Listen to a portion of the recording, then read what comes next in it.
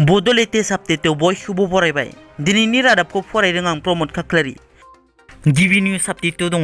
मैया धेमाजि जिल्ला दुलाराय बर' फरायसा आफादनि 27थि थान्दै जख'न्थायाव धेमाजि जिल्ला एबसुनि आफादगिरि लकेन बसुमतारिया बाहागो लानानै बुङो दि बिटिआरनि बायजोनि बर'फोरनि थाखाय BKWSC दाफुंनाय जाबाय। बेखौ थाबैनो सरकारि नटिफिकेशननि गेजेरजों बियाबखौ दाफुंनानै बिसायख'थि खुंनायनि राहाखौ लानांगौ। बिनि सायाव मिरुनिसिम थांखि दैथायहरगोन होनना। बरपेटायाव बिरि बिना मोनैनि थाखाय फिसाज्लाया गावनि बिफाखौ बुथारदों। बे जाथाया बरपेटानि गालगासियायाव जालाङो। पुलिसा फोरमायनाय बादिब्ला बे बुथारनाय जाथाया फुंनि समाव बिरिखौ लानानै जायो। फिसाज्लाया गावनि बिफाखौ गोबौ सिखाजों सुथारो।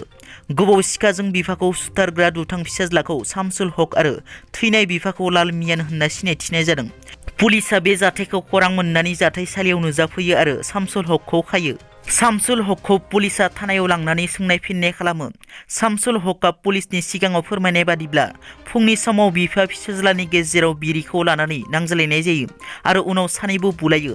शामसुला रागा जोंनानै कुकुरिजों बिफाखौ सुथारो। जों बयबो मिथिगौ, थांनाय 2020 मायथाइनि 27 जानुवारि खालारखालि बर'नि थामथि गोरोबथा बिटिआर गोरोबथाया जानानै थांदोंमोन। बे गोरोबथायाव बिटिआरआव सिमा दानख'नाय आरो बारायनाय लिरनाय दंमोन। नाथाय दासिमबो सनितपुर, बिश्वनाथ आरो लखिमपुर जिल्लानि खायसे बाहागोआ बिटिआर आरो BKWSCआव सोसनजायाखै। मख'नो गोनांदि बे मोनथाम जिल्लानि बर'फोरनि हा-हुनि जेंनानि सायाव बर'फोरनि सोलोंथाइ बिथिंखौ लानानै दिनै सनितपुर जिल्लानि तेजपुर सहराव थानाय जिल्ला बेंगिरिनि कनफारेन्स हलाव बिटिआर सरकार, आसाम सरकार, BKWSCनि मावफुं आफाद, सनितपुर आरो बिश्वनाथ जिल्ला बेंगिरिनि गेजेराव मोनसे गोनां सावरायनाया जालाङो। बे सावरायनायाव बिटिआरनि गाहाय प्रमद बर', मन्त्रि इउजि ब्रह्म, बिटिआरनि लेङाइ गाहाय गबिन्द बसुमतारि, बिटिआरनि हाग्रा बिफाननि मावफुं सोद्रोमा रनजित बसुमतारि, मिरु एबसुनि आफादगिरि दिपेन बर' बिथांमोना बाहागो लायो।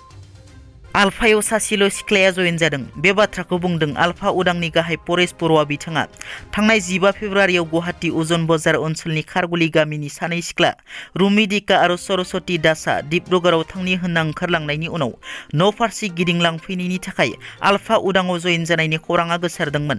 नाथाय आलफा उदांनि गाहाय परेश बर'आ रोखा खालामो दि आलफा उदाङाव सासेल' सिख्लाया जयेन जादों होनना। मैया आलफा उदांनि गाहाय बिथाङा सानै सिख्लाया जयेन जानाय खौराङा आबुङै सैथो नङा होनना बुंथियो। आलफायाव सासेल' सिख्लाया जयेन जादों होनना बिथाङा बुङो दि आंहा गोदानै जयेन जाफैनायनि सायाव जेबो गियान गैया। दास उफ्रा मुंनि सासे सिख्लाया जयेन जानायखौ मिथिनो मोन्दों, नाथाय डेका उफ्रा मुंनि सिख्लाया जयेन जानायनि आंहा जेबो आइडिया गैया होनना। इउपिपिएल सरकारा जेबो गोदान जौगासारनायनि खामानि मावाखै। बे बाथ्राखौ बुंदों एमएलए रबिराम नार्जारी बिथाङा बुङो दि बिटिआरआव जौगानाय फैयाखै, सोलायनाय फैयाखै, गोबां दुर्नीति जागासिनो।